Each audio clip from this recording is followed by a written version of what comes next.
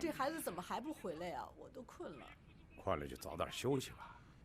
哎呀，今天不是说好了跟他说那事儿的吗？明天说不一样嘛。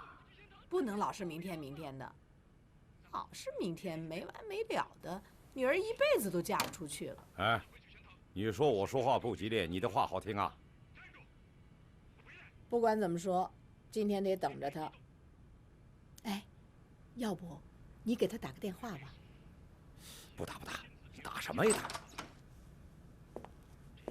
打？回来了。这么晚了，怎么还没睡啊？专门在这儿等你呢。等我？快！哎，你爸有话跟你说。哎，怎么我有话跟他说？好，我有话跟你说。我跟你妈商量好了，想请你男朋友呢。哪个男朋友？哪个男朋友？李好啊。想请李好啊，到家里来坐坐。这孩子还不错，啊，到家里来见个面。怎么了？领导找谈话呀？不是，那个我，干嘛来着？吃饭呢。对，想请他吃个饭。哎呦，另外呢，算了，真是的，瞧那费劲劲儿的，还是我自个儿说吧。你的事儿你不说，我哪会说呀？哎呦，不是你闺女啊。不会说，你说真是的。哎，我跟你爸呀，就是想请李好啊，到家里来吃个饭，在家里，在外头都行。你看看你们什么时候有时间呢？吃饭行啊，但是我最近太忙，等我有空了吧。哎呦，你说吃饭要多少时间呀？1-2个小时的事儿。我们呢，要不找好饭店，你们直接过来吃就行，好不好？妈，我最近啊，工作遇到了很大的麻烦，忙得跟什么似的。您看看这都几点了，我从早上8点一直忙到现在都没停过。您就别在这个时候给我找事了，行吗？怎么叫我给你找事儿呢？你现在这个心态就不好。爸爸妈妈关心你，你说你这一把年纪了，我怎么就一把年纪了？像我这个年纪没结婚的不多了吗？再说了，这事儿还没谱呢。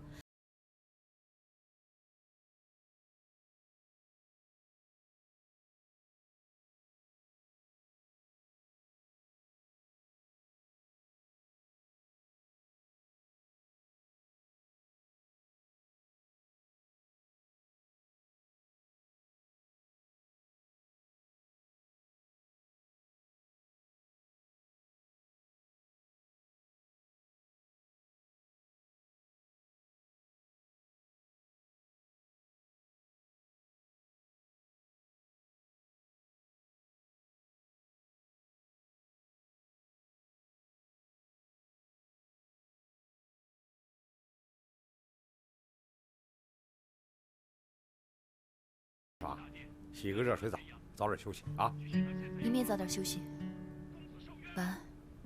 晚安。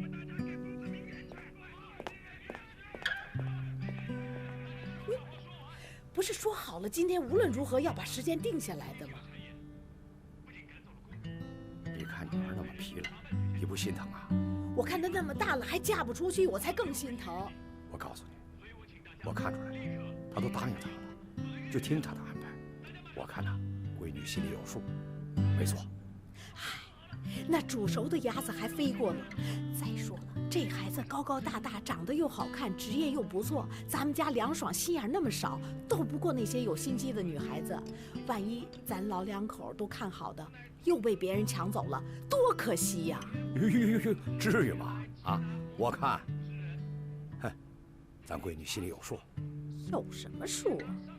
不行，我可等不及了。我明天啊，就去找那个李好。啊？我就到他诊所去，把他直接拉到家里来，请他吃饭。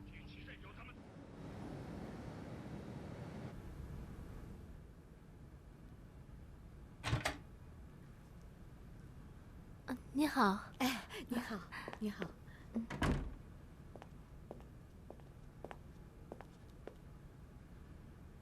你好，你在呢？那阿姨，你怎么来了？哦，我那个今天，哦，我是路过这儿，就进来看看你。来看看我？怎么，不欢迎阿姨来呀？怎么会不欢迎呢？哪儿的话，来坐坐坐，阿姨坐。阿姨，你先喝水。哎，好好好，谢谢。你看我们这个助理啊，都看得出来你是个稀客。那他眼光得改改了。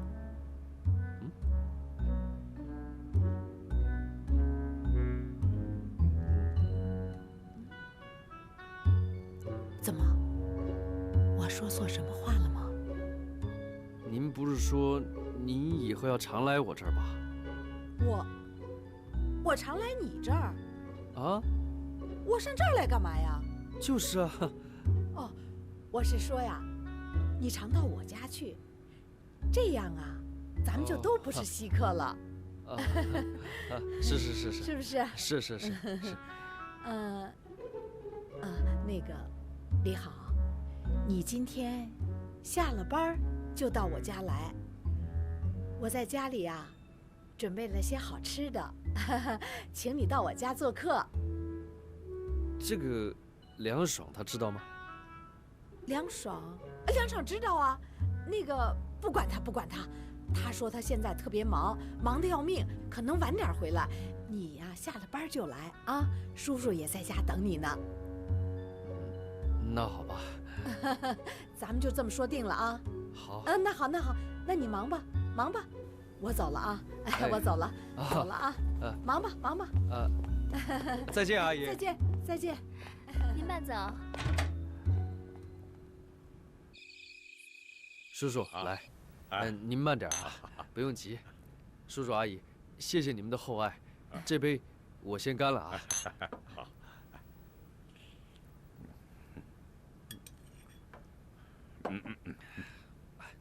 来，你好啊，这是我最拿手的排骨藕汤。谢谢，您就别忙了，菜已经够多的了，而且很好吃啊。好吃你就多吃点。对，好，多吃点。你呀也下功夫了，琢磨着你来呀，只怕愁。愁？为什么？嗨，还不是几次让梁爽请你，他都说没时间，所以呢，阿姨就单独请你一起坐坐。是。你们也太客气了。嗨，其实我跟叔叔啊，早就想请你来。你说梁爽前一段出那些事儿，要不是你帮那么大忙，哎呦，真是，我跟叔叔啊，真心的谢谢你。咱们都是朋友嘛，哪有什么帮忙不帮忙的呢？哎，谢谢叔叔，谢谢。我太了解我闺女了，谢谢叔叔。她呀，太脆弱了，根本就经不起这么大的打击。要不是你帮忙啊，恐怕到现在还未必能。您就别担心了，她现在不是好了吗？没事。是，老说他忙，今天又说加班，咱们吃咱们的啊。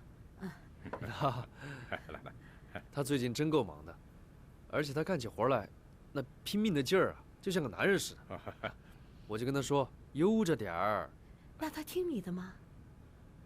他比我说的还有理呢。哎呦，你说，他最近是每天都回来特别晚，经常是12点了才进门。可不是嘛，他这种工作就是辛苦。可不是嘛，你说一个女孩子弄得跟拼命三郎似的，再耽误了。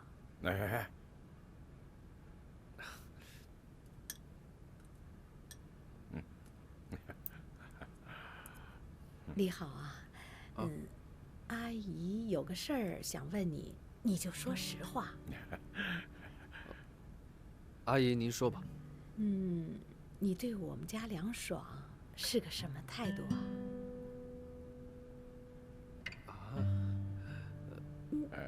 你不喜欢他？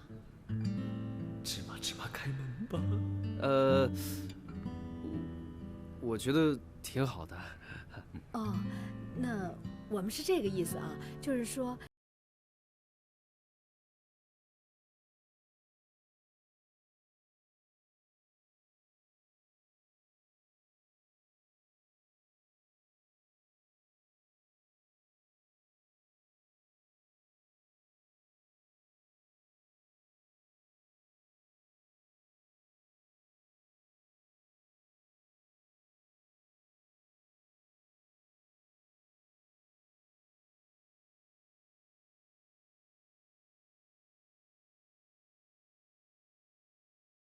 喜欢不喜欢的，我倒是觉得比较重要的是合适不合适。那你觉得梁爽跟你合适吗？挺合适的。但是梁爽是个重感情的人，我是觉得他需要找一个他自己真正喜欢的男人，而且你也知道他之前受过一些伤害，我觉得他也需要一定的时间让自己愈合吧。哎呀，亏你想的这么周到。哎你呀呀，别打岔，听他说。哎，好。那梁爽对于他自己的未来，我觉得他肯定是有把握的，所以你们也不必太担心，他一定会找到自己的幸福的。是啊，是啊，是。我们不想别人，就想你能给他这个幸福。我，哎，好了，别给孩子那么大压力啊。我呢，相信梁爽的眼力。你好，你也加油。好。那你们也不用担心，我一定不会辜负二位的。好，来吃菜。哎，好。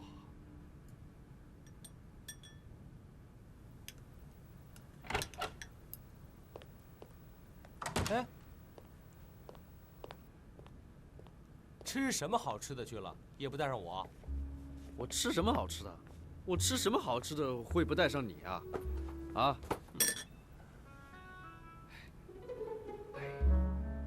我告诉你一件事儿，我觉得太神奇了。你说我跟梁爽有心灵感应，我该不会跟他妈也有一点心灵感应吧？你想什么了？他妈就想到了，说来听听。那天我羡慕你。你羡慕我？羡慕什么呀？我羡慕你啊！欧乐乐他妈来找你，跟你聊了很久啊，请你去他家吃饭，那不是上门找女婿吗？哼，结果他妈就请了你。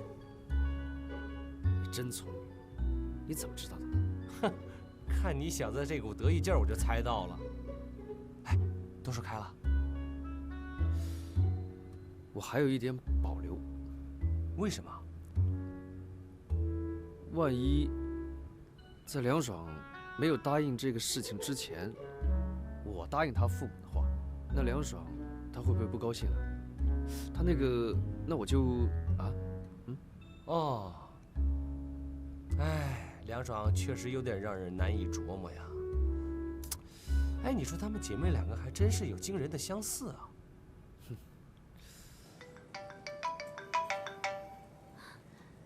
李好的电话，真的，变态来的呀？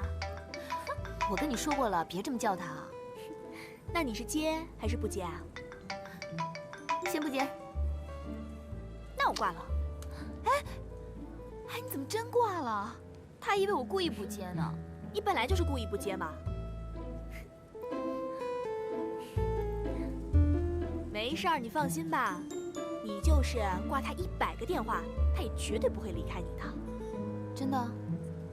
梁爽，你不知道，在你情绪最低迷的时候，他有多着急啊。那个时候呢，你眼睛里只有傅一平，根本就对人家视而不见。我有那么痴情，有那么冷漠吗？反正我看他对你的那种感觉，挺让我羡慕的。你别说我，那吕程对你也好，你怎么视而不见啊？再说，人家不也无微不至的关怀你吗？真不知道你脑子里想什么呢。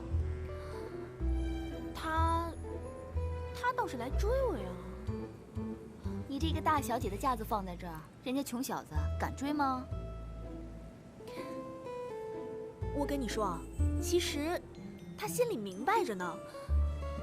你要不逼他说，他就不说，一点儿也不说。你喜欢爱说的呀？哦，你不喜欢爱说的，那你能喜欢李好吗？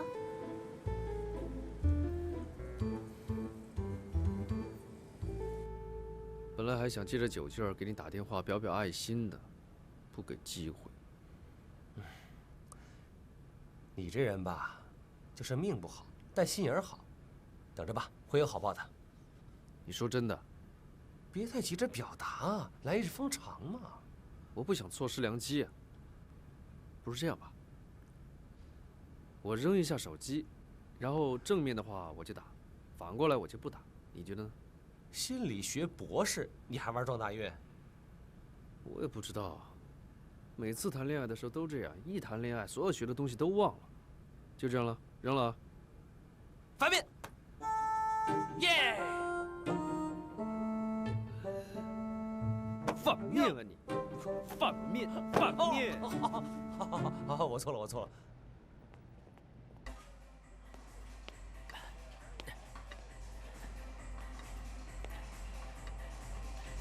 郭丽啊，哎，丽丽小姐，你好。干嘛这么看着我？我变了吗？这么长时间你上哪儿去了？没那么长时间，1个星期而已。哎，你终于出现了。我路过这里，正好来看看你。你们？那，你不打算在我们这儿做复健了？吕教练，哎，你好。在吕教练的帮助下，我好的差不多了。吕教练，那您说我还要来恢复吗？你觉得需要的话，随时可以回来。哦，到那边去做吧。你这几天都去哪儿了呀？哎呀，一回到这里啊，就有回家的感觉。是吗？那太好了。来，过来坐。你没来的这几天，我一直在找你。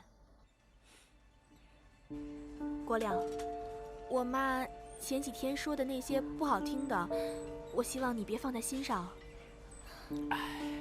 自从那天开始，我就一直在责备自己。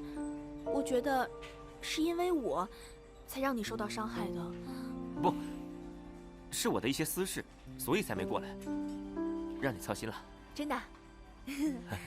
哎，对了，那天我看见一个人，特别像你爸爸，我还追出去，本来想问问你电话的。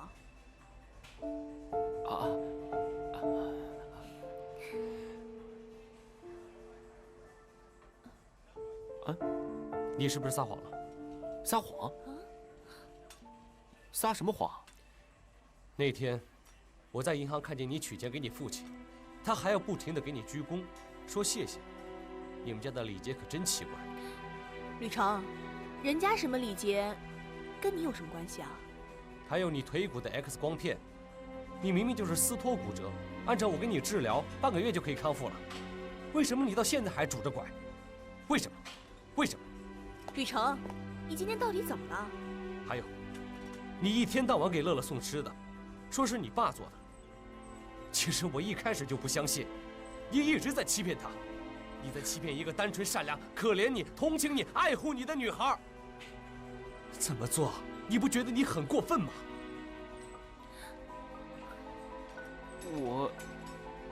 我没你说的那么过分。其实，我从一开始就已经发现你用种种欺骗他的手段在勾引他。只不过你不高明，而且显得很拙劣。我没恶意。没有恶意的欺骗，难道就是好的吗？你在欺骗我们大家所有人。李成，你实在太过分了！我真的没有想到，你居然是这样的人。乐乐，我是在教你看清楚一个好人和坏人啊。用不着，我用不着你教我分清什么好人坏人，我用不着你用这样的话来羞辱他。乐乐，你不要因为一时的内疚而忽略了其他东西。这个世界是很复杂的，不是你想象的那么单纯的。哎，行了行了，你们两个还是别吵了，我看我还是走吧。哎，你不许走，这是我开的店，我让谁留在这儿，谁就得留在这儿。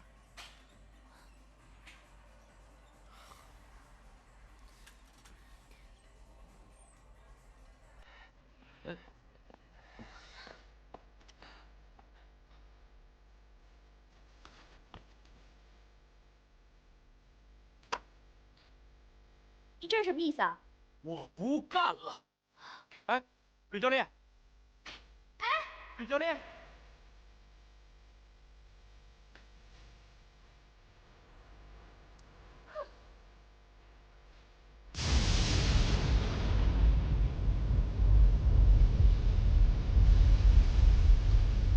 我真的是为了你好，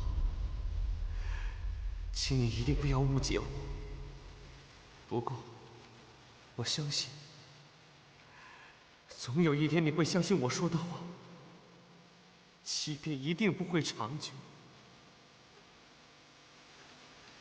我一直想在你身边保护你，但是今天，抱歉，乐乐，抱歉了。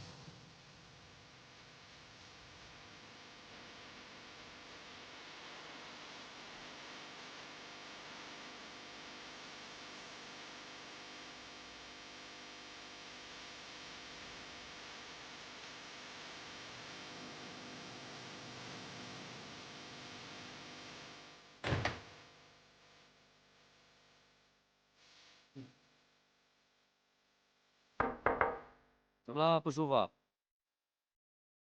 没有啊，我今天不用上班了。啊？你老婆放你假？不用谁放我的假，我自己放自己的假。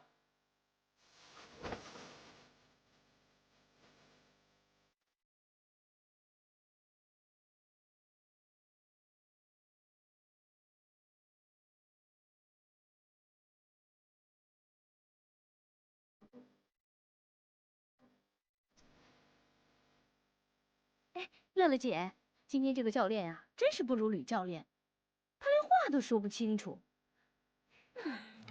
知道了，那我先去了啊。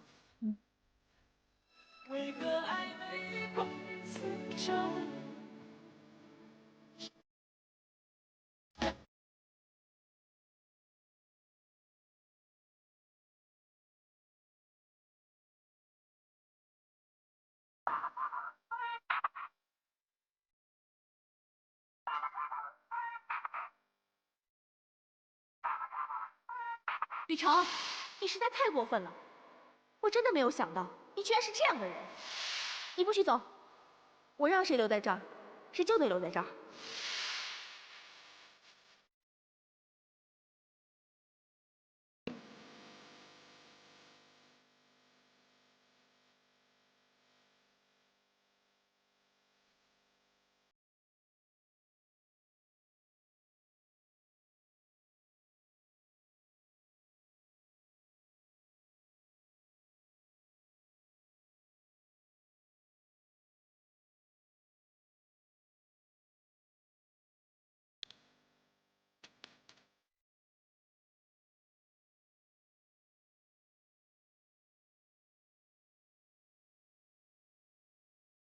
请你给我解释一下，这是怎么回事？我也想问一下，你们到底出了什么问题？现在已经有3个广告商撤了。广告这边不是你负责吗？出了这么严重的问题，你怎么跟我解释？他们说对我们乐意杂志的品质不满意，坚持要走，我也没有办法。什么叫对乐意品质不满意？他们说我们杂志的创意呢毫无新意，版面呢又老套过时，这种杂志的市场占有率肯定不会高，投放钱等于白花钱。这是谁说的？是美美化妆品公司广告部的人说的。新一期的杂志我已经看过了啊，这风格品质没有任何变化。那以前他们怎么没说？现在怎么倒成了问题了呢？啊，金总，我觉得呢，你不要老是帮着梁爽他们。我跟他们讲过了，他们说是我无事生非，不肯改。哎，我可把丑话说在前面。如果我们杂志再不改版的话，我相信跟着还会有广告商撤。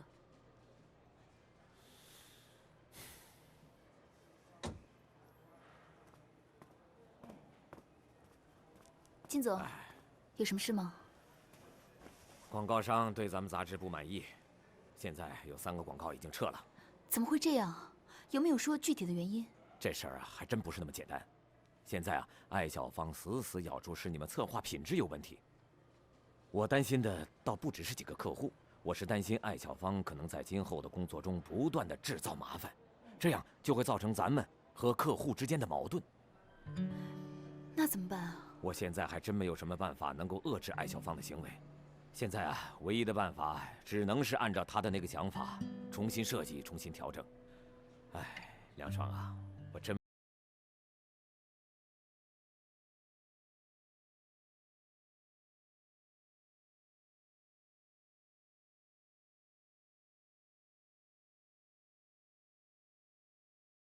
到了，我马上和他们开会，商量一下重新设计方案的事。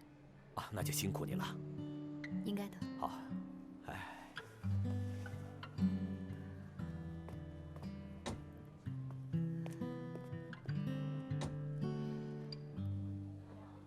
怎么了你？啊？再扒拉菜都凉了。没胃口，吃不消。胃不舒服吗？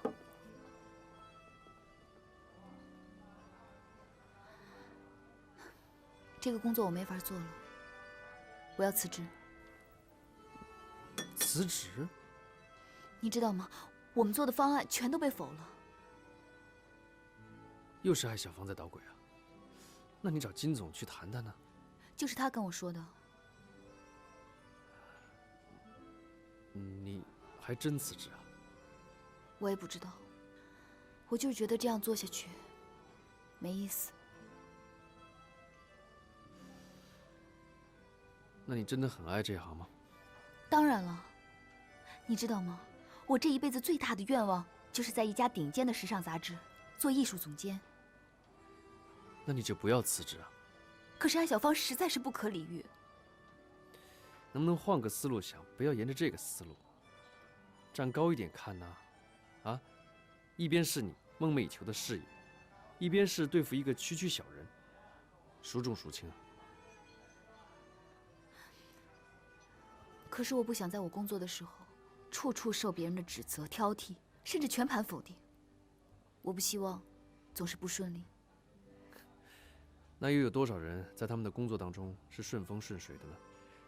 就是你看到的顺风顺水的人，那你又怎么能知道他背后付出的是什么呢？可是我这样做下去，我真的看不到希望。希望就在你眼前，触手可及。你想想看，人的一生短短几十年，要是你不能为自己的真心付出努力，为自己心爱的人去奉献的话，那到时候你离开这个世界，就没什么好眷恋的了，不会觉得遗憾吗？你说，要是你真的做了你想做的，那就没有什么可以影响到你了，就一定可以把事情做好，很完美。嗯。那我不辞职？辞不辞在你，反正你妈要是把你嫁给我，我也没办法。我只需要每天多看2个病人，然后养活你啊！啊！你想什么呢？你别以为我妈请你吃顿饭就 OK 了，她可说了，对你的考验期要再延长3年。我倒觉得你妈对你的未婚忍耐期只有3个月啊！你讨厌吧你？真的那么讨厌吗？讨厌还陪我吃饭啊？嘿，多吃点肉，堵你的嘴。吃饭也堵不住的。怎么样？要不要我帮你征婚？那么多人挑一个啊！来来来，好啊，来，吃菜。别闹，都哎看着呢。乖乖，哎，接着，快点吃啊！听话吧。知道吗？抓紧时间。就这样改好了尽快传给我。哎，好，好，去吧。好，拜拜。好，再见啊，走了。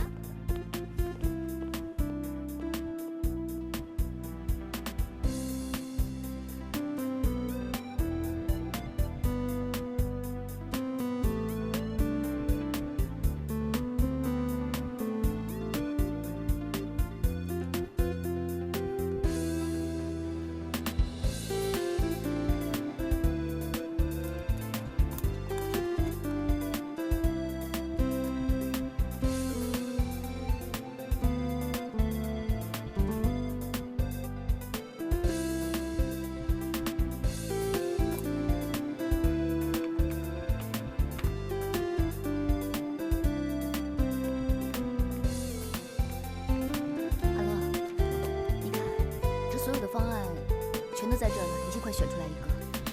确定下来之后，马上告诉我。梁总监，来了，我跟你们一起做。辛苦了，不辛苦。开始吧。你们2个赶快商量一下，告诉我。啊，这儿看一下，还有这儿。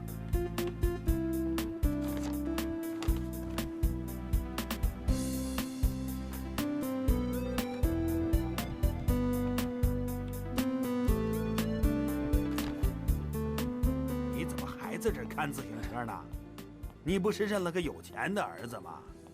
你以为那活儿能干一辈子呀？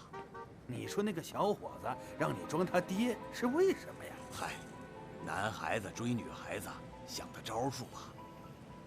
她是乡中的那边那个什么养生馆的姑娘。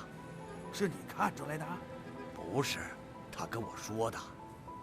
我就想不明白，他为什么呀？有钱人追女孩子多好，干嘛要装穷装瘸的？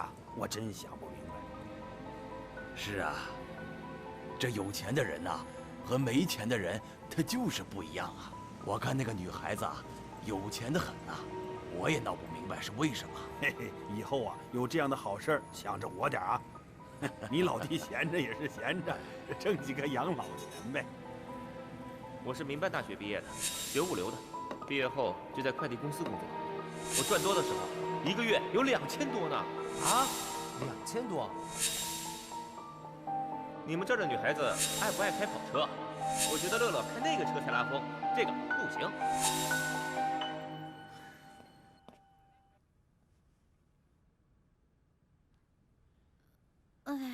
哎呀，都11点多了，终于干完了。饥饿迫不及待的向我袭来，怎么又饿了呢？啊？那叫外卖吧，脑力劳动比体力劳动更耗体力。吃什么？叫寿司外卖吧。好。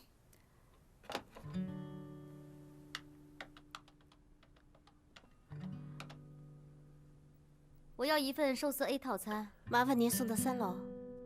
啊？下班了？哦，那好。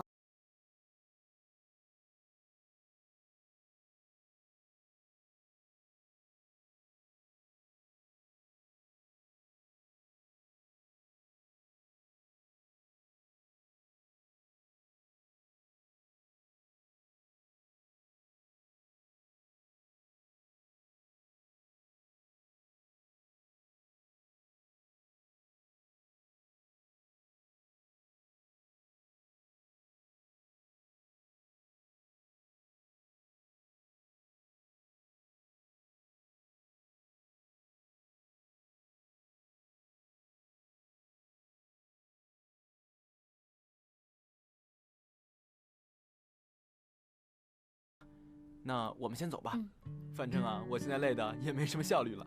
哎，不过总监，你让我改的东西我都改好了。好，那我们先走了，总监，你也早点休息吧，已经忙了这么多天了，也辛苦你了。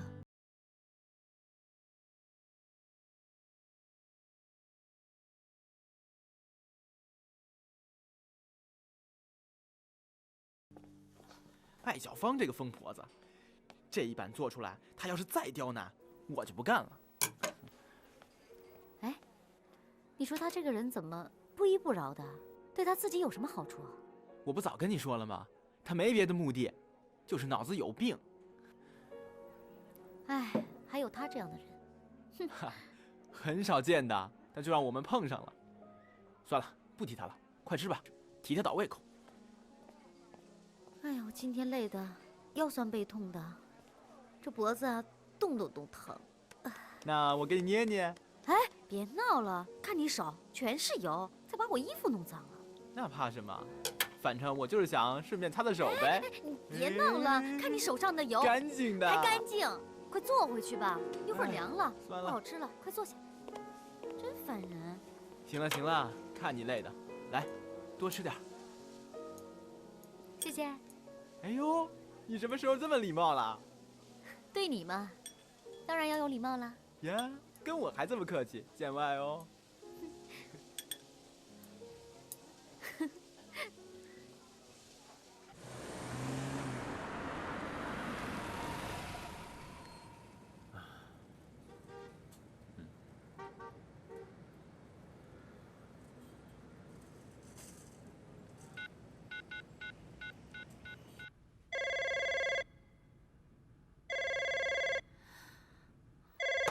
喂，喂，是哪位啊？你找谁啊？啊，不好意思，我是谢峰啊。哦，谢总啊，我是梁爽。你加班吗？对啊。啊，最近很忙吗？为了修改版面的事在加班。哦，那你注意身体，早点休息。我正好路过这儿，然后看到上面没有关灯，所以打电话来问一下。啊，这样啊，谢谢啊，再见。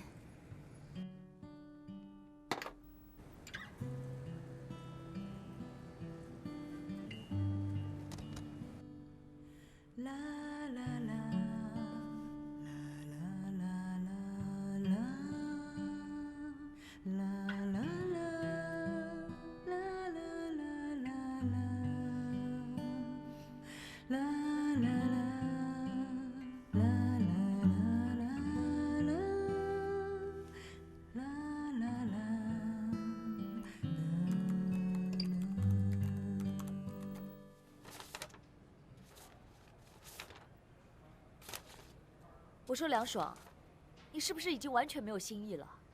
你就拿这些粗糙的东西让我给客户看啊？有什么不合适？你说。你能告诉我这上面哪里是合适的？排版排得这么密，让人怎么看啊？还有那些内容，换汤不换药的，我让你改就改成这样啊？你要不想干就直接说嘛，拿这种消极的态度来工作，做给谁看啊？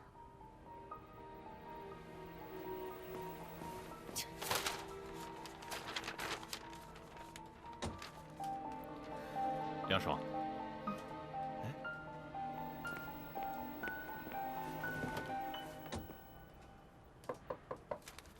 怎么回事？你看梁爽，态度消极不说，还拿这些粗糙的东西来糊弄我。他以为这样就可以混过去了，把我当成傻子了啊？给我看一下。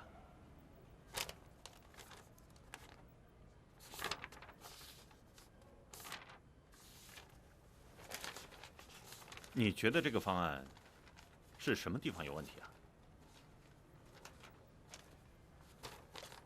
每一个都有问题。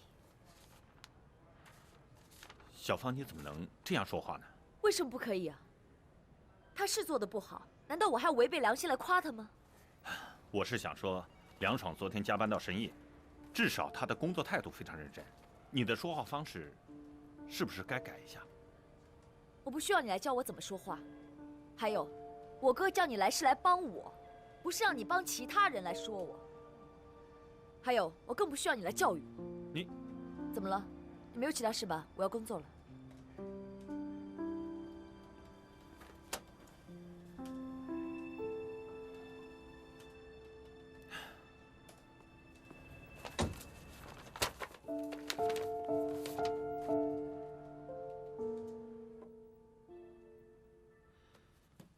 我真的很后悔啊！当初因为抹不过艾大成的面子，答应入股来到乐意。原本想帮他妹妹的忙，可是没想到最后搞成这个样子。你说的是艾小芳？是啊，其实小芳以前她不是这个样子的。我和她哥从小看着她长大，她小时候挺可爱的，但是父母呢，很早就死了，所以呢，艾大成就肩负起这个责任，把她带大。而且为了送她去日本，把自己结婚的钱都搭上了。最后呢，女朋友跑了，直到现在都没有找。你这么一说，艾小芳跟艾大成真的大不一样啊。是啊，我以为小芳还像以前那个样子，温温和和的。可是我今天看到她对梁爽的那个态度，作为旁观的人，我都看不过去。今天她对梁爽怎么了？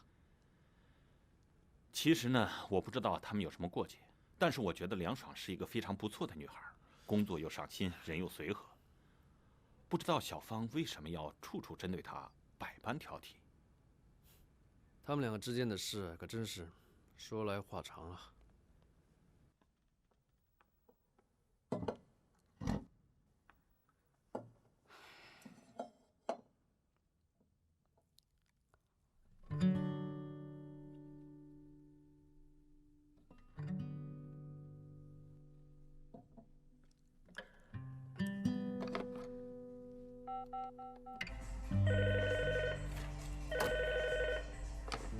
喂，你好，这里是尊惠养生馆。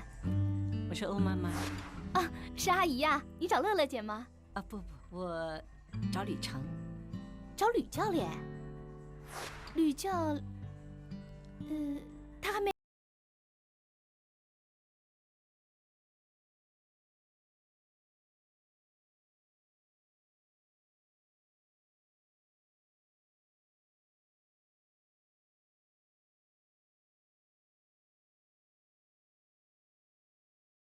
好好待着，看着乐乐。万一那个郭什么的来了，就麻烦了。要说那个郭亮吧，也就是腿不好，人也没什么不好的。我真的很后悔啊，当初因为抹不过艾大成的面子，答应入股来到乐意，可是没想到最后搞成这个样子。你说的是艾小芳？是啊，我以为小芳还是以前那个样子，温温和和的。可是我今天看到她对梁爽的那个态度，其实呢，我也不知道他们有什么过节，但是我觉得梁爽是一个非常不错的孩子。不知道小芳为什么处处针对他，百般挑剔。他们两个之间的事，那可真是说来话长啊。经你这么一说，我想起来了，我第一次见梁爽的时候，就是傅一平带来的。那时候艾大成和艾小芳也在。你说的就是傅一平不理他之后，他就针对梁爽了，想着要报复梁爽。要说他应该不是这样的人。哎，你说他会不会小时候经常被人欺负，所以留下很多阴影在他心里面？是啊，他曾经跟我说过，他小时候被欺负，所以会极尽全力的去报复。谢总，从心理学的角度来分析，艾小芳这个人，能归结成为一点：小时候的亏欠会导致他会用尽所有的方法去弥补，这样以后很容易变成人格的变异。可是她不能总是这样吧？毕竟她是个年轻的姑娘，总得嫁人。可她现在的状况，别说嫁人了，身边连一个朋友都没有。她来我这儿做心理咨询，我觉得她中毒太深了。关键这事儿没有人能够帮得了她，只能靠她自己。对，心理问题，没人能帮得了她了。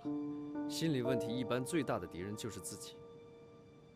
可能要战胜别人比较容易，要战胜自己确实很难。唉，你说这个事儿，我要不要跟艾大成说一下？我倒是觉得没必要跟他讲。你说艾小芳是艾大成的妹妹，你站在什么立场跟他讲？而且你这样激怒了他，对你也没有好处，是吧？我觉得你说的很有道理。好了，我就不趟这浑水了。喂，吕成。好啊。你去跟踪他了？哦，我以前一个同学，他们开玩笑的，没事。啊，那个，欧乐乐找他找到了没有？哦，好的，那等一下见面再说吧，好不好？拜拜。好，李医生，就这样吧。那你先忙，我就不打扰了。你就不要叫我李医生了，你叫我李好就可以了。李好，行，那我回去再看看吧，到时候有什么事情再跟你联系。好，再见，拜拜。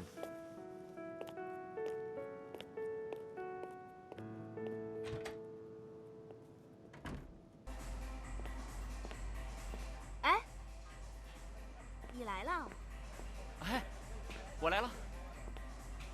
你的腿怎么样啊？没事了，好多了，谢谢啊。那就好，慢慢恢复，别着急啊。那你来找我有什么事儿吗？是这样的，我有个事情想和你商量商量，不知你会不会同意？说吧。是这样的，我想请你和阿姨吃个饭。请我们吃饭？啊？为什么？我想，阿姨可能对我有偏见。没有，我妈那天说了很多不好听的话，我都跟你说了，你别放在心上。我知道，她也是为你好嘛，她不想让你耽误了自己的终身大事。可是我想，阿姨可能不太了解我，之前有一些事情确实有些误会，我只是想跟阿姨在一起吃个饭，聊聊天而已。我看还是算了吧，我想我妈是不会去的。不，我没有别的意思，你要相信我。我相信你没有别的意思，可是我只是想跟你们在一起吃吃饭，聊聊天，或许这样误会就解除了。你不会想你的朋友被误会，难受一辈子吧？你倒是挺会找借口的。那答应了？好吧，那我回去跟我妈说一声，好，我等你电话。那我先走了。好。哎，你的拐杖。哦，来。好多了，好多了。腿真的好多了。啊。慢点啊。哎。慢点。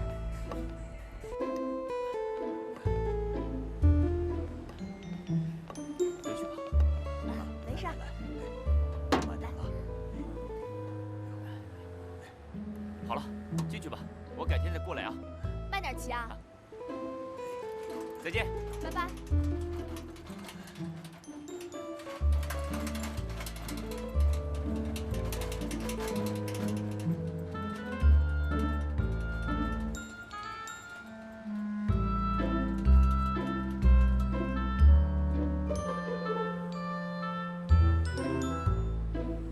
哎呀，快点啊，跟上！知道。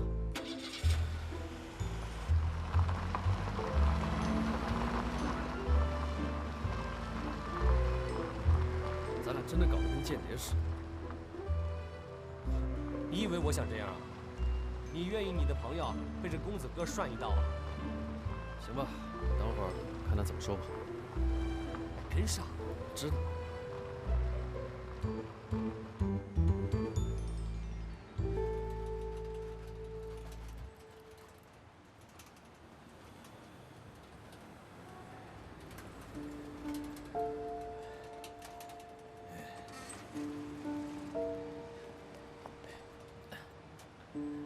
谢谢啊，您回去吧。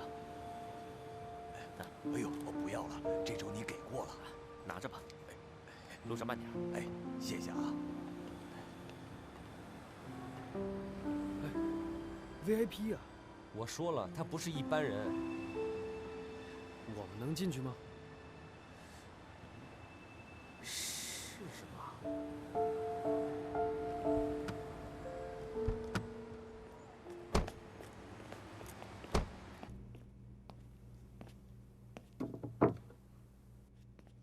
穿什么样的衣服，乐乐的妈妈会喜欢呢？穿衬衫吧，衬衫显得成熟稳重一些。不过，衬衫会不会太正式了？穿 T 恤牛仔裤吧，比较有亲和力，这样容易讨乐乐妈妈的喜欢。哎，穿什么都不重要，关键是我这次要不要告诉他们我的真实身份？会不会给他们太大的压力啊？或者我先不暴露，先看看他们的态度。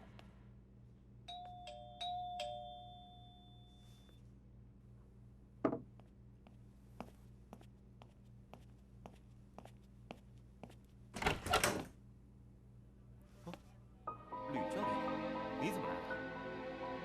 林总，你好。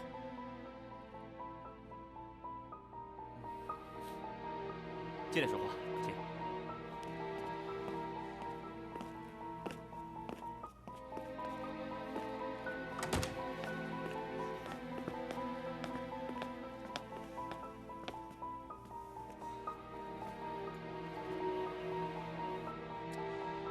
你到底想怎么样？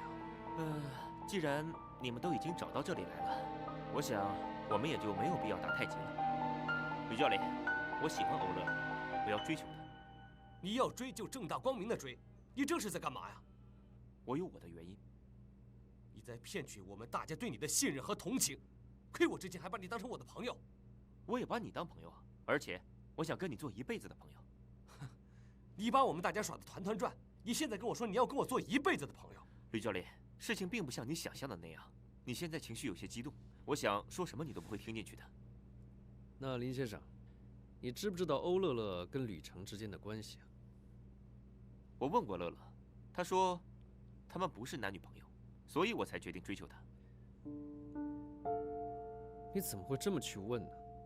他这个人我最了解，他是不敢告诉你，其实是的。是吗？可是就我个人的观察，他们也不像男女朋友。我觉得我有机会。你做这种横插一杠子的事，你不觉得会有失身份吗？他们并没有订婚，而且我觉得在爱情面前，难道不应该人人平等吗？你们觉得呢？你父亲是澳洲博达科技的董事长，我相信你身边的女孩子一定不会少。你何必在我和乐乐之间瞎搅和呢？你说的不错，我身边确实有很多女孩子，想跟我在一起的女孩子也有很多，但是我对她们不感兴趣，因为她们只是些爱慕虚荣的女人，她们只是喜欢我的钱，喜欢我的家业，喜欢跟我出去有好车，到哪儿都有人前呼后拥的感觉，非常不好。但是乐乐不是那样的女孩子，我第一次见到她就有这种感觉。当时她为了救一条小狗，和那个态度恶劣的司机据理力争。见到她的第一眼，我就喜欢上了她。她就是我要找的那种善良、纯洁、有爱心的女孩子。所以你就故意把自己的腿弄伤，来我们养生馆治疗，是不是？当然不是，我的腿真的是碰巧弄伤了。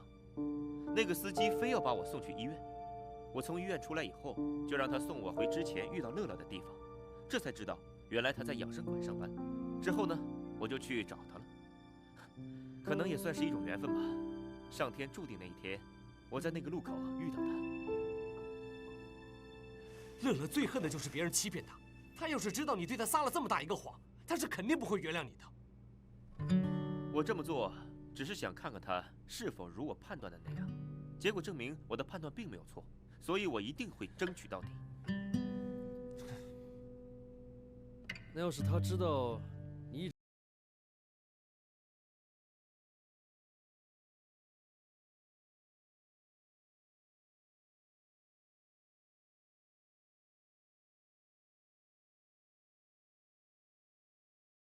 而且除了钱，你还有什么能够吸引他的地方吗？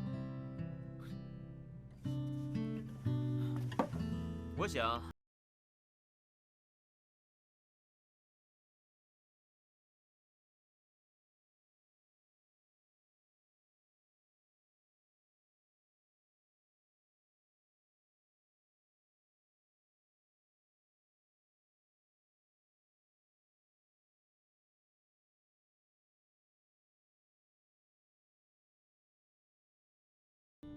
只是同情罢了。而且他只是同情郭亮，而不是澳洲博达科技的林国亮。你错误地理解了他对你的感情。这些不用你来告诉我，我倒是觉得，你们两个大男人来这儿跟我说这么一番话，让我打退堂鼓，是不是有点幼稚？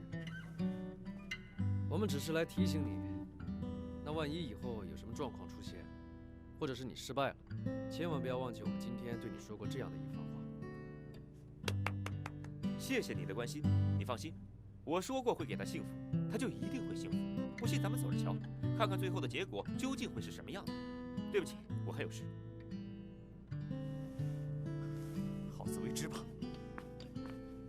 我们先走了。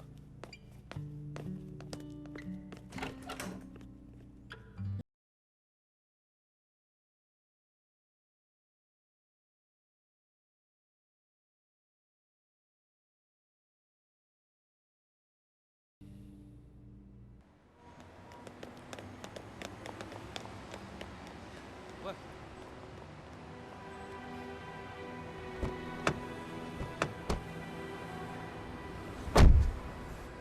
大哥，车是要钱买的。好了，其实我觉得那个郭亮，不是，那个林国亮，他是不会放弃。为什么？我不是要故意刺激你啊！开车！安全带啊，接着。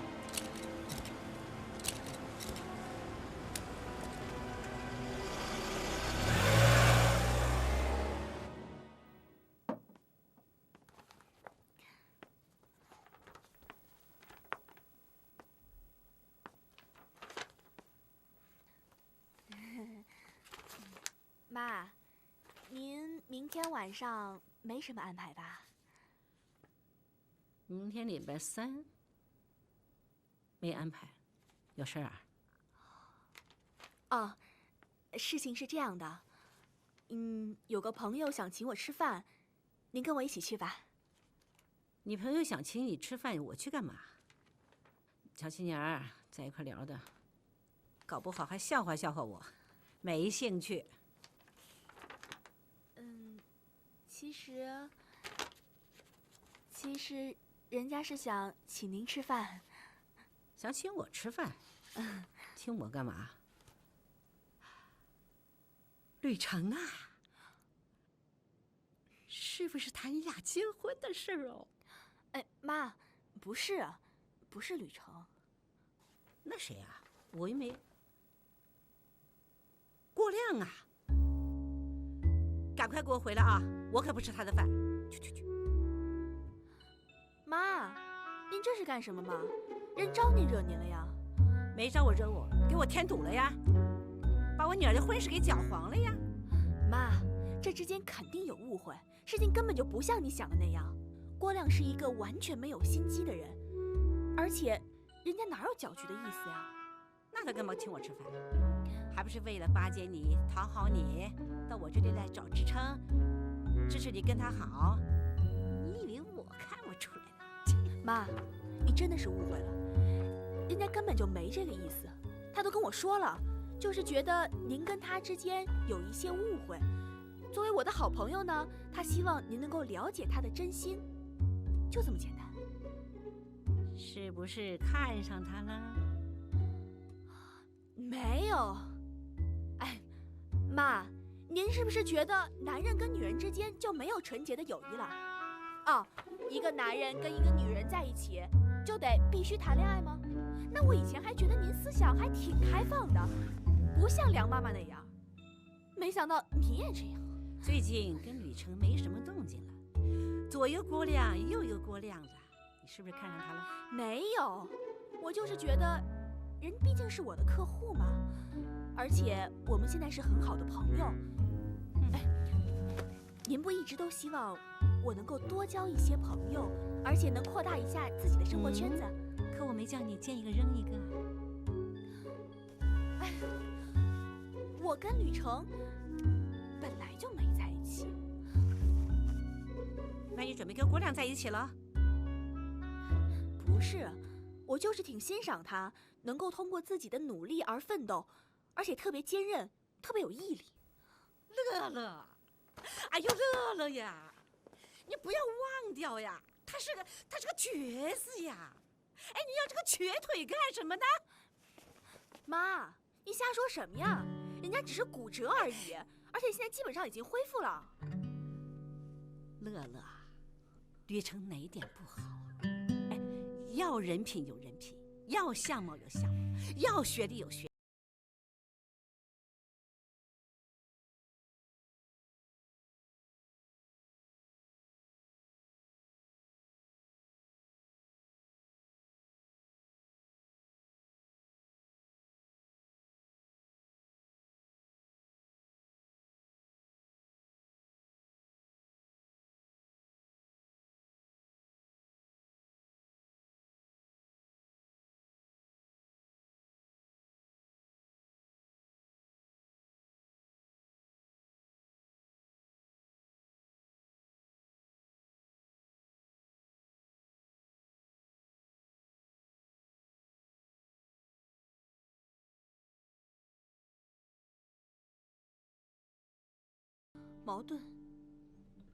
矛盾这东西平时看不出来，一旦有了问题，矛盾就出现了。那就是说现在有问题了，有矛盾了。你准备跟郭亮在一起了？不是啊，妈，我真的不知道跟您说什么好了。就问你一句话，您到底相不相信你女儿我吧？当然相信了，不相信自己女儿，相信谁啊？相信。那你答应我了？答应什么了？跟郭亮去吃饭，一言为定。啊，不许反悔。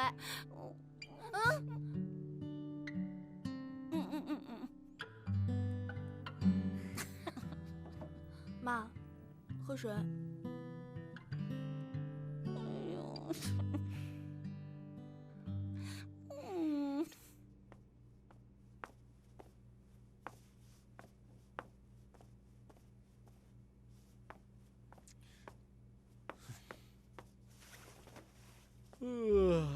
谈正经事啊。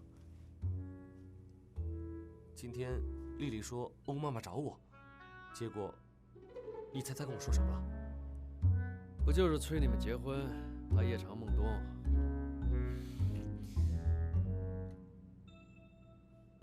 怎么了？不说了？那我回去休息了，明天还有事儿啊。喂，晚饭的时候是你跟我说的要快刀斩乱麻，那你也得去斩啊，不能我帮你举着刀壮胆吧？哎呀，说实话，我现在还真不能没有你。哥们儿，你不会窝囊成这样了吧？啊？哎呀，你知道吗？今天丽丽告诉我，明天郭亮就要宴请欧乐乐母女。什么？郭亮要宴请欧乐乐母女？对呀。怎么办呢？他抢先一步，这也太卑鄙了吧！不行，我得想想办法。哎呀，想办法呀！吕成，之前不是说好大家公平竞争，那就是在同一个起跑线上较量的。现在他违约了，你总不能就这样就放弃了吧？郭亮说过，女孩最喜欢的就是浪漫。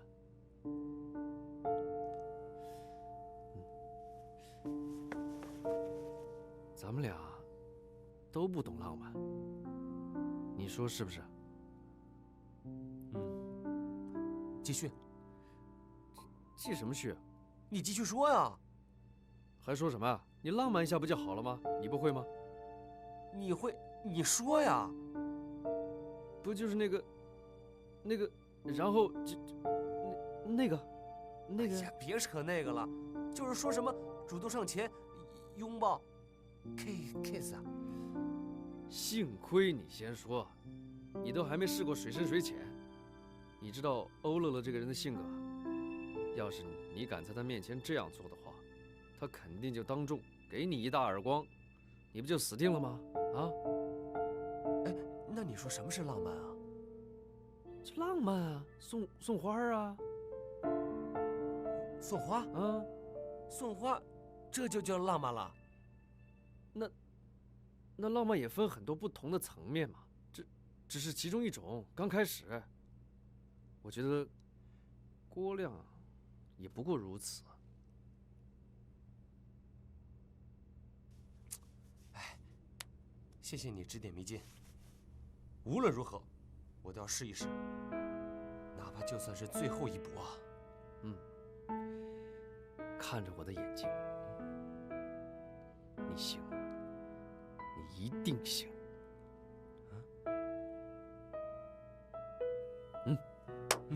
祝你成功。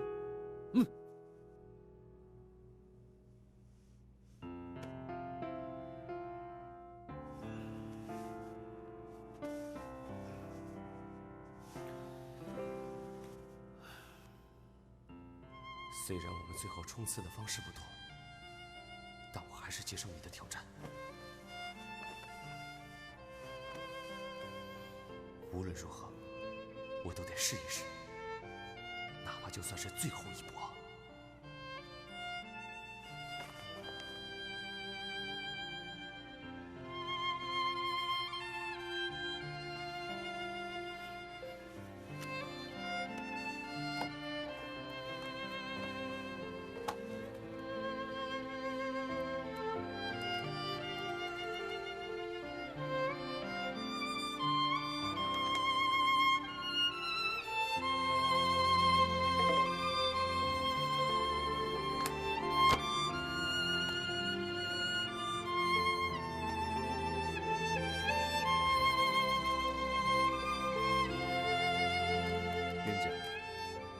我知道你已经睡了，我却躺在床上睡不着。今天我陪吕成去找了郭亮，这小子关键时刻表现出来的勇气，令我刮目相看。我终于悟到，爱是需要勇气的，爱是要一步一步来的。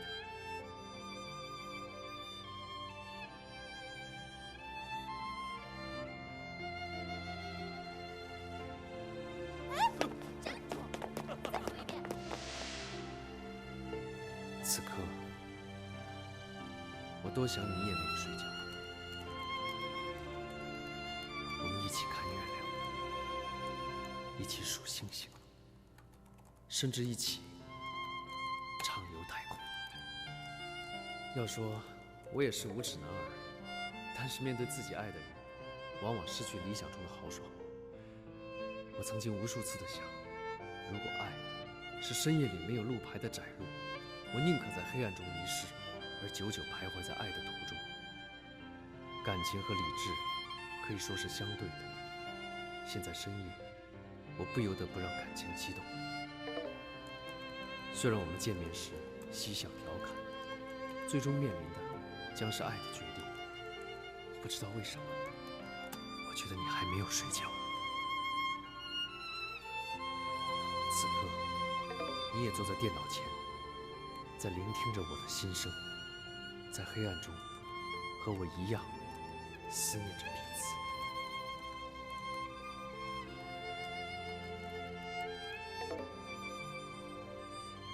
爱，就是这样的让人无法孤独；爱，就是这样弥足珍贵。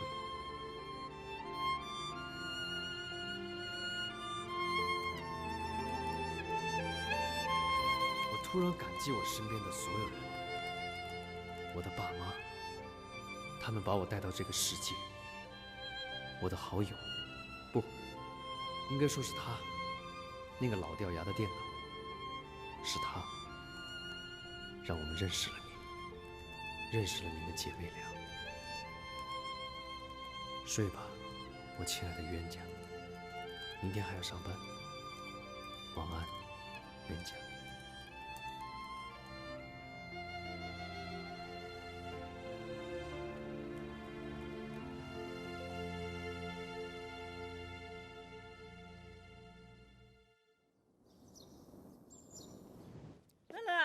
吃早饭喽！妈，我来不及了，今天有个老师来不了，我得去替他。哎，那更得吃早饭了，饿着肚子怎么叫？来来，快快快！哎，妈，我不用，我没事儿，我饿不了肚子，到时候让丽丽帮我买点吃的就行了啊！我走了。这孩子真是的，乐乐，乐乐，啊，妈今天能不能不去吃？妈，你昨天可是答应好我的，如果没别的事儿，你必须得去。哦，对了，郭亮说他晚上会到馆里来接我。嗯。郭亮来接你，那吕程产生误会的。吕程他辞职了。啊？你说什么？吕程辞职？为什么？是他自己辞职的，不是我辞他的。我走了，妈。不可能啊，怎么会呢？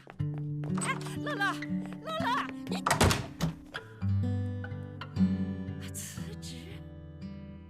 搞的嘛，怎么那么让我不省心呢？真是的。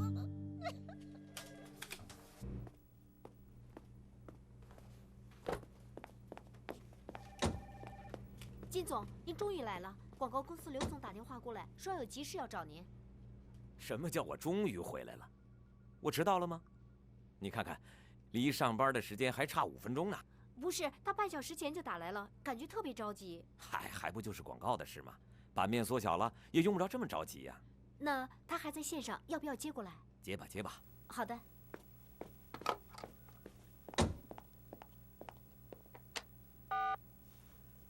哎，哈哈，刘总，你好啊！哟，什么事儿10万火急啊？没到上班时间就劳您大驾亲自给我打过来了。哦，不可能，不可能，我看看吧。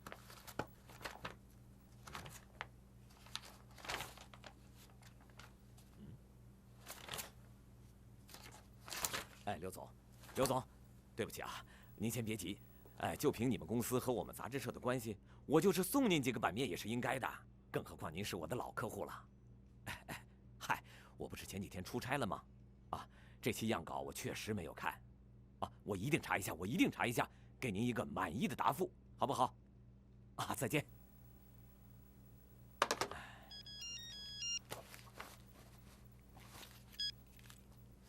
啊，哦，王总，哎，您别说了，好了，我都知道了，我想尽一切办法给您补偿。我好好查，我好好查，好好查。哎呦，刘总，刘总。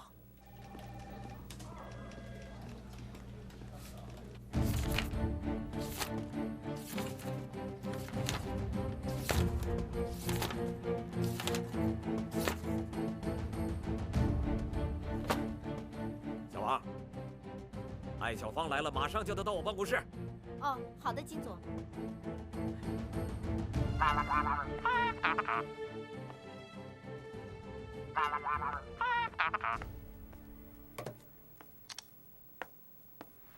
喂，阿姨啊，你找我有事儿啊？对，找你有事儿。玉成啊，阿姨是一门心思把乐乐托付给你，这你知道的。哦，我知道。那好，你自己的事情做得好不好，我先不说。阿姨，您先别着急。我可以不急吕成，可是你不能不急啊！现在郭亮都比你着急着呢，他利用一切机会接近乐乐，让乐乐理解他，他走在你前头了。哎，我不急可以的，可是你再不急的话，你就没有机会了，你知道吗？你要后悔一辈子的。哎呦，你这孩子太老实、太本分了，你不知道现在社会上什么人都有啊！我告诉你啊，我现在决定了，郭亮的那个什么饭我不去吃，我不要听他解释什么，我也不想听他解释什么，他爱痛苦不痛苦跟我没关系。李成，你今天做2件事情，第一，到养生馆上班，不许辞职；第二，无论如何要把乐乐带回来吃饭，我不去吃，也不能叫他们2个吃成，你听明白没有？阿姨，我做不到呢。你做不到，为什么？哎呦，玉成啊，都什么时候了，你怎么这么沉得住气呢？不是，阿姨，那个事情不是你想的那么糟糕。其实郭亮他……你不要再跟我提什么郭亮不郭亮的，我告诉你，不是阿姨势利眼，他就是市长的儿子，也跟我没有关系。你听明白没有？我就认定你了。明白了，阿姨。哎呦，简直是……哎呀，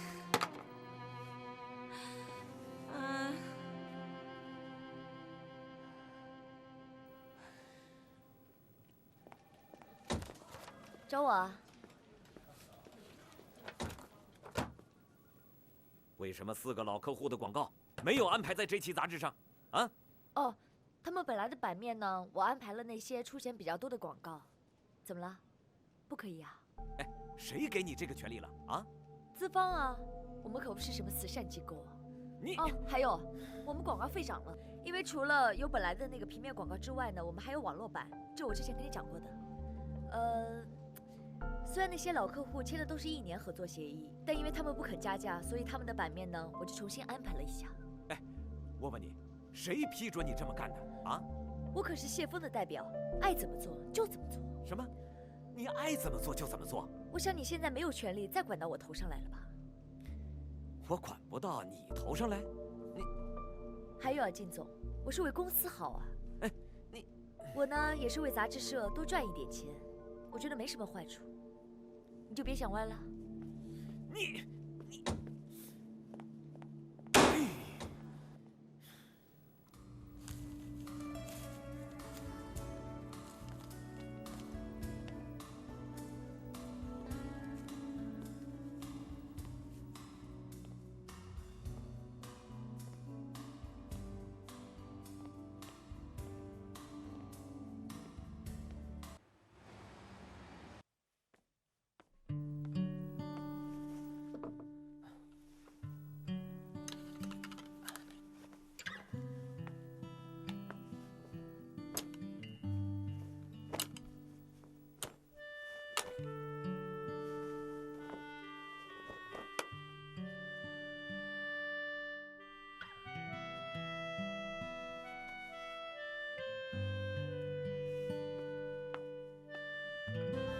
好，请问是买花吗？啊，对，我们的花呀，品种很多呢。你是送人还是自己家里用啊？我送人。那你想选什么花送人呢？哎呀，我怎么没问问他送什么花呀？你要是没想好送什么花，那你告诉我送什么人，我可以给你推荐。啊，那太谢谢了。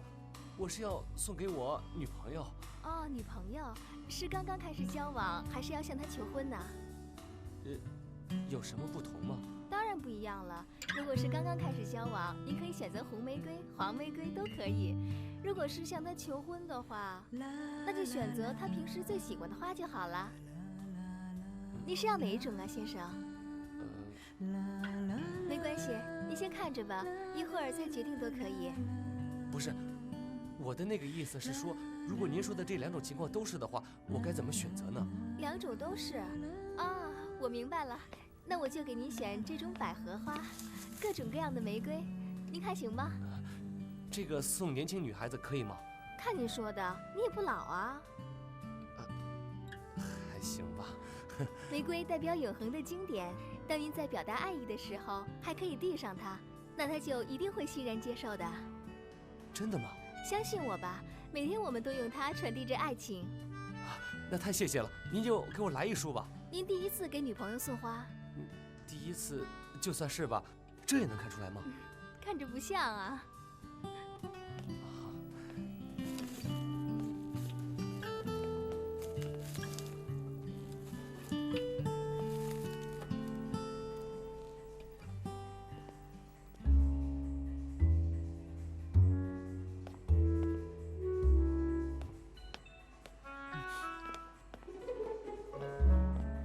吕教练，吕教练。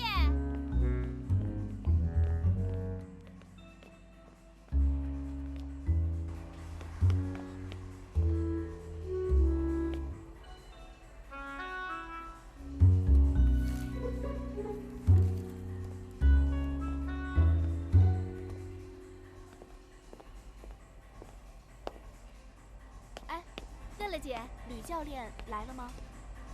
好像来了。什么叫好像来了呀？吕教练他连招呼都没跟我打，我不知道是不是看错了。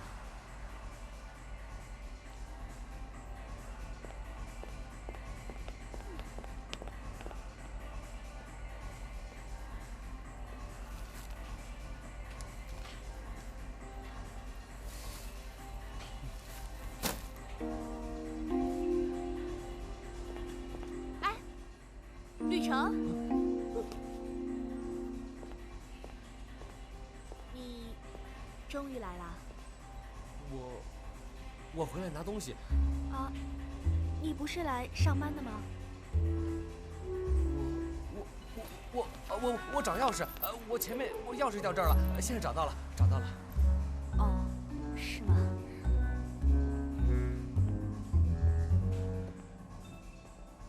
你找我有事？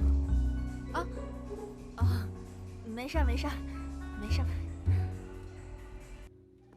哎，你看，这个需要重新做一下，这儿有一些问题。基本情况就是这样，我想你的担心是多余的。前几天我到报亭看了一下零售记录，还算是不错。受众群体呢以白领为主。我看了几期，我觉得涉及面挺广泛的。相比同类杂志的话，它的品味要高出很多。我想你今天来找我，不是想跟我说这些吧？是这样的，小芳，我觉得你在杂志社的工作能力呢是一方面，但是人际关系也是非常重要的另一面。前几天我听到丁震谈到一些对你的个人意见，认为你的工作态度过于张扬。在这点呢，我也深有感触。金震啊，他有什么权利说我？你要是自己做的不好的话，为什么不让别人说话呢？可以说，但也要实事求是才可以啊。我说的是态度，是你的为人处事的态度需要改变。我不知道你今天为什么要跟我说这些。这有个专栏，是说心理学的，相当不错，开拓知识面。我相信他的读者也挺多的，我也是他的读者。这个叫李好的呢，我跟他聊过几次，我觉得他的为人也很不错。李好啊，他在你面前说什么？你太敏感了。我和李好之间是朋友，我们之间有什么不可以说的？你是不是对个人隐私比较感兴趣啊？我只是对做人的态度比较感兴趣。谢峰啊，我要提醒你一点，名义上我是你乐意杂志的股东代表，但我哥才是先锋网的大股东，请你以后说话注意一下自己的身份。说来说去，你还是狐假虎威啊！我想告诉你，你永远成不了你哥哥。谢峰，我告诉你，不要太过分了。我希望你能控制一下你的工作情绪，我不希望听到一些关于你的负面消息。这里的人最擅长的就是诋毁有能力的人，如果没有我，这个杂志会有那么好的成绩吗？还有，如果你可以给我1个月的时间，我保证让这里的业绩增加1倍。这里上上下下哪个人可以做到？好，你要是能做到的话，我愿意把我乐意的股份双手奉上。此话当真？我既然敢说，我就一定能做到。但要是你做不到怎么办？我自动退出。那我凭什么相信你？白纸黑字，谁也不能丢。